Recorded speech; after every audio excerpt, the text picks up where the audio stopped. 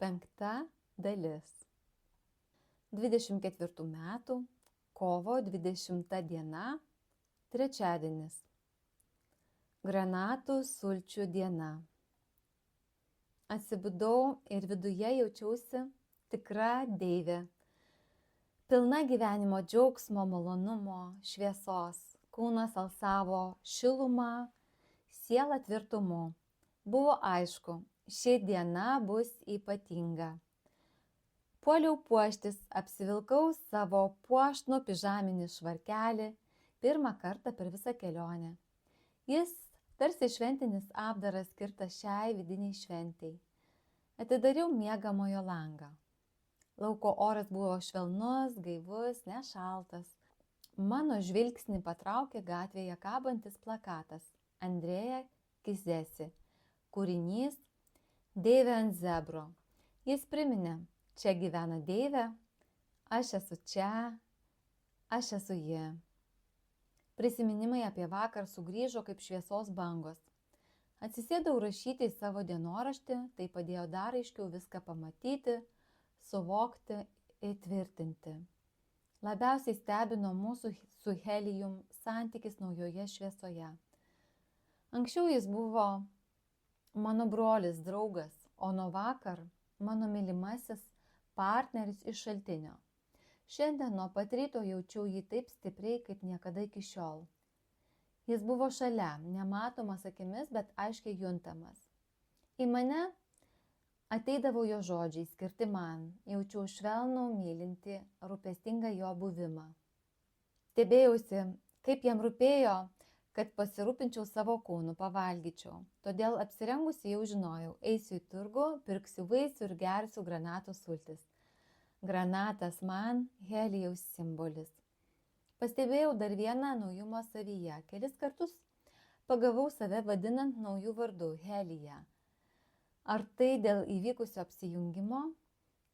Supratau, sugrįžimas į šią vietą Sicilijoje pažadino atminties kristalą ir mano kūne natūraliai įvyko aspektų susiliejimas. Mano siela nustojo skirstyti vyrišką ir moterišką pradą ir pradėjo juos transliuoti kaip vieną šviesos srautą. Atėjo impulsas, noras įsigyti papuošalą, žiedą, simbolį, kuris primintų tai, kas įvyko, kaip materialų susitikimo su savimi šviesos šaltinyje ženklą. Prisiminiau juvelyrinę studiją visai šalia namų, užėjau. Nustebau, kad iki šiol nebuvau ten užsukusi. Atrodė, kad ta vieta man buvo paruošta.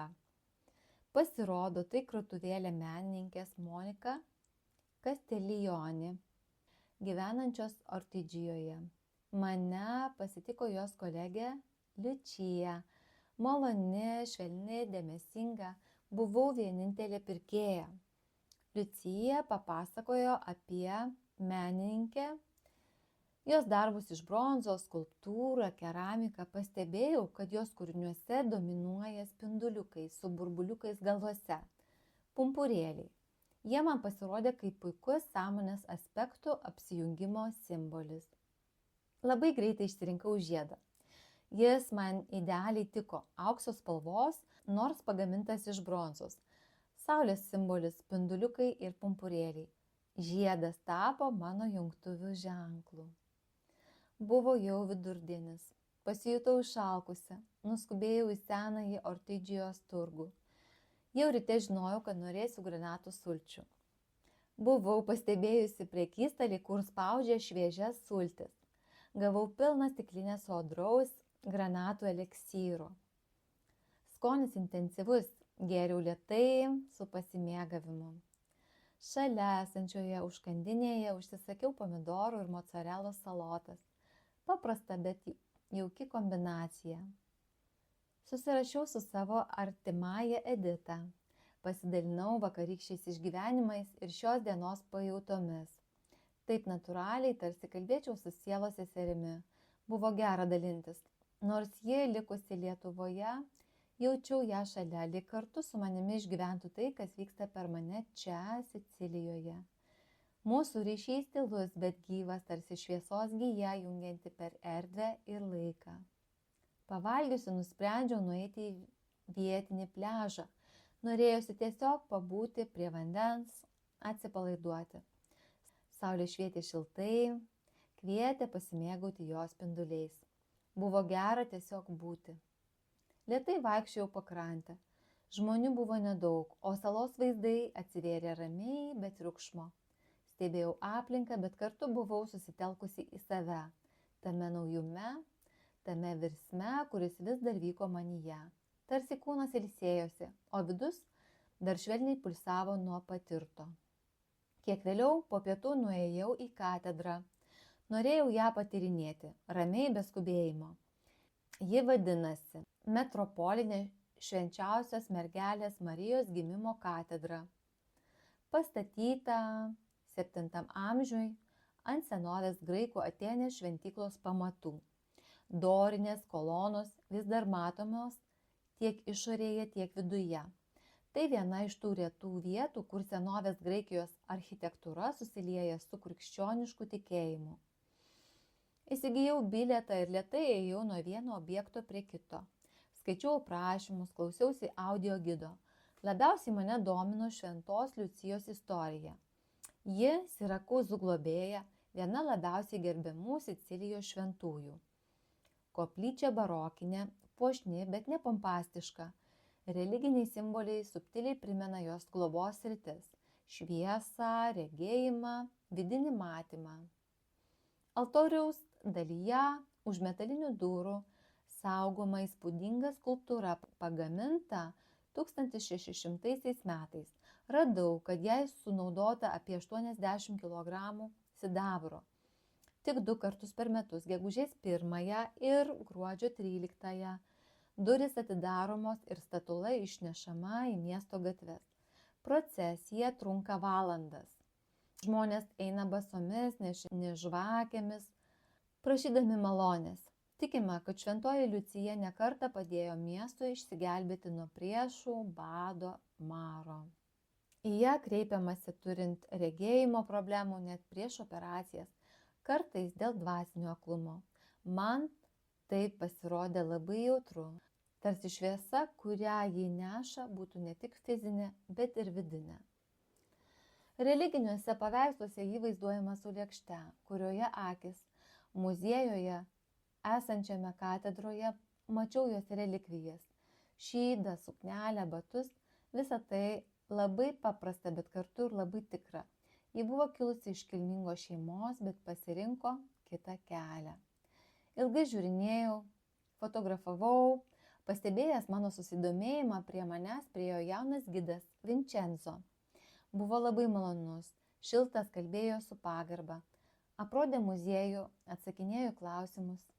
Išsikalbėjom. Paklausė, iš kur atvažiavau ir pasakė komplimentą apie mano akis.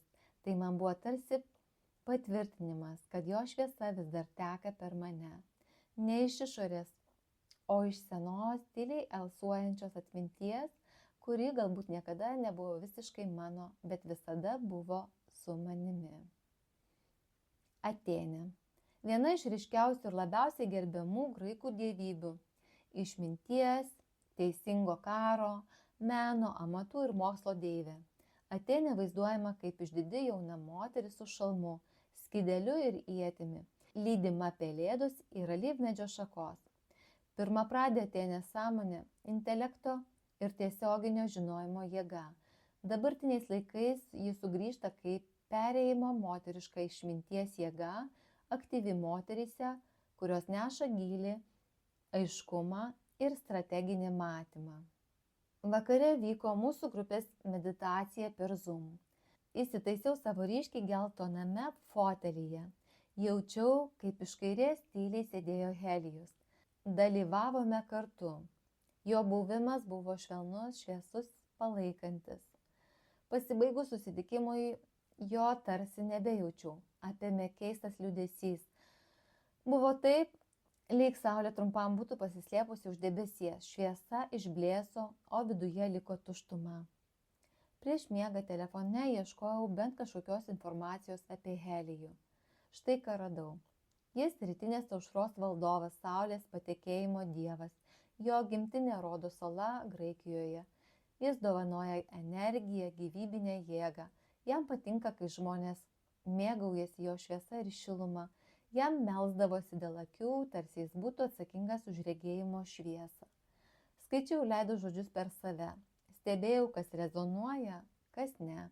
Žinojau, kad tai tik nuotrupo, žmogiški bandymai apibūdinti tai, kas iš tiesų yra daug giliau nei tekstas ekrane.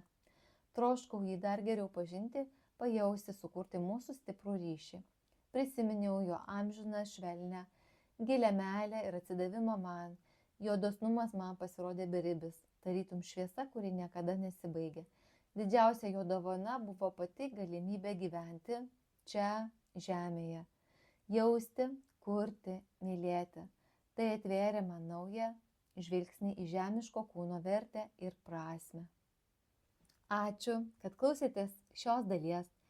Jei ji palėtė jūsų širdį, pasidalinkite su artimaisiais. O jei norite, galite atsisiųsti mano e-knygą ir perskaityti ją patys. Tegul žodžiai keliauja toliau.